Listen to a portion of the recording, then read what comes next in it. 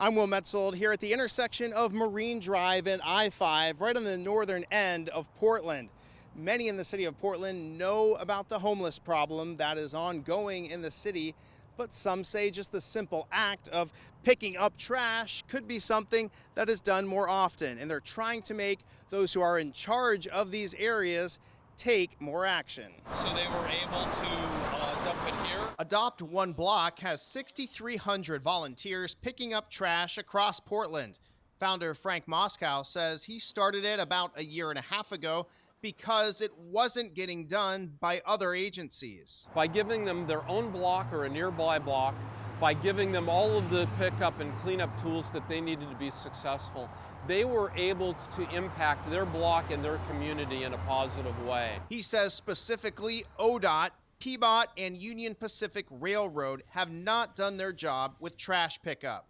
He says it comes down to who is in charge after some high-profile cleanups are held. The place looks clean in that moment, but nobody's following up and following through. What happens next week? What happens the week after that? What happens the week after that? Some areas have been cleaned under Mayor Ted Wheeler's emergency order in February to ban camping in high crash corridors.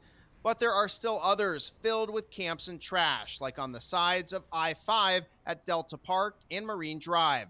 That's close to where Rick Page lives. And it's not always that easy because these are public sidewalks and they can walk on them too. He says some of the unwanted activity near the highways has also spilled over to his condo complex, including a break-in of his own car. It's really too bad because this is a really nice area, and we take pride in our homes, and it's really detriment to the neighborhood. Delta Park had large numbers of homeless in the last year, but has since improved. Page says some of those living at the park didn't end up going far. That doesn't prevent the campers from going right across the street where ODOT has property. ODOT has an agreement that the city of Portland must remove all campsites on its property within city limits. Spokesperson Don Hamilton says it's a matter of moving together with the city to get a campsite to eventual removal. We don't lack for areas where we need to address problems. We have problem areas really everywhere in the Portland area right now that we try to address. Hamilton says ODOT has its own crews and private companies that work on trash pickup every day.